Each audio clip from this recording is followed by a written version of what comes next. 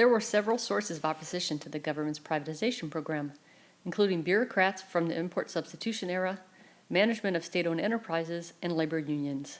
We will look at all three, but spend the most amount of time on unions, since privatization really changed the relationship between state and labor. The Secretary of Mines, Energy, and Parastate Industry, or SEMIP, was the ministry in charge of the largest block of industrial public companies. It was also the biggest bureaucratic opponent of privatization.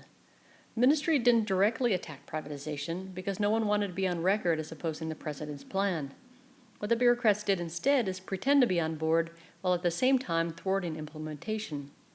As Judith Teichmann writes, they claimed to want to go slower in order to provide more time to modernize public enterprises, to improve their productivity and financial situations, and to make them profitable in order to sell them at a good price.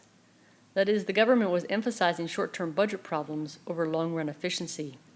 The bureaucrats argued that they were totally fine with selling the enterprises, just as long as they were sold at the appropriate price. The management of state-owned enterprises fought privatization more openly, especially in the cases of mining and steel. They tried to thwart reform by not providing the information necessary to effectively sell the firms, or sometimes by providing misinformation. It actually worked on a couple of occasions in 1984, when the government had to back down from its promise to sell particular enterprises. I've mentioned before that the type of relationship that labor unions had with the state worked best when the government was flush with money and the economy was growing. When money got tight, however, the system started to break down on numerous fronts. First, there was more division within the labor movement, which made control through a single national labor organization virtually impossible. Labor overall was unhappy with the government's reforms, but they were divided about whether to strike or not. The CTM was in a no-win situation. If they took the government side, they would have no credibility with union workers, but if they stood by their workers and were unable to change the economic program, then they would lose credibility as well. In the end, the CTM ended up siding with the government's program, even after it was obvious that there would be large layoffs involved. In a previous video on labor unions in Mexico, we talked about a phenomenon called Charros, and in this context, Charros means corrupt labor union leaders put into place by the government. And outside of Pemex, most Charro leaders sided with the government, thus losing credibility with their workers. The result was often local uprisings against union leadership, and in some cases against the state as well. For example, when the Fundadora Monterrey was going to be closed and lead to 46,000 workers being unemployed, workers occupied federal offices and participated with their families in 5 demonstrations of around 40,000 to 50,000 people. Both Presidents de la Madrid and Salinas took a very hard line against labor opposition. From 1985 on, Teichmann notes that the government unilaterally decided labor policy. There was no longer even a facade of dealing with official labor leaders. So what kind of tactics did they use to deal with labor opposition? Well, first, both governments used the government-friendly Board of Conciliation and Arbitration to deal with strikes.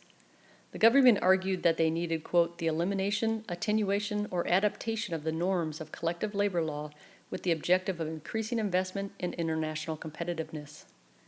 So the board was able to declare strikes illegal in some cases. If it was declared illegal, this allowed employers to discharge workers at will or called for the armed intervention of the police or armed forces if workers continued to strike.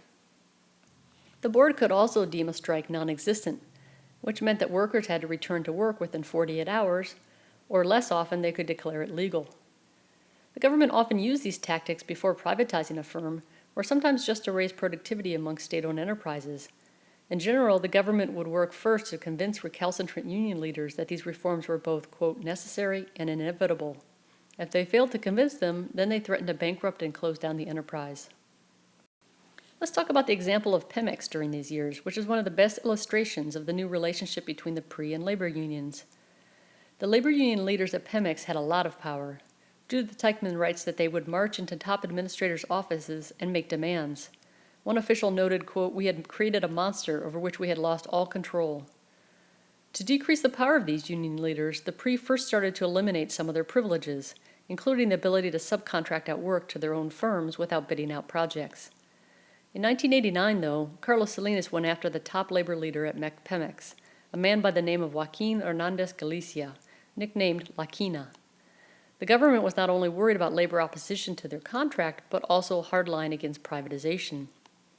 La Quina ran the union like his own personal fiefdom.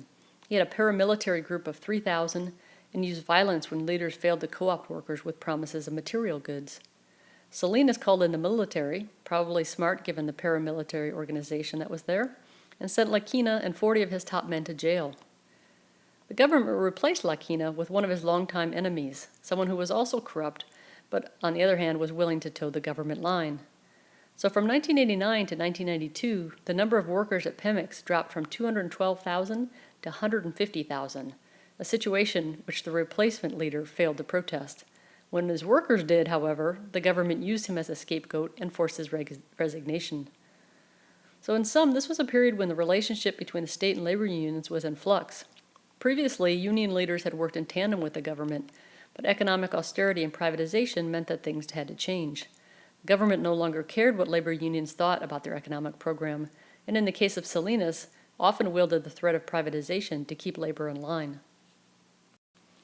All of the information presented here comes from Judith Teichmann's excellent book called Privatization and Political Change in Mexico, published in 1996.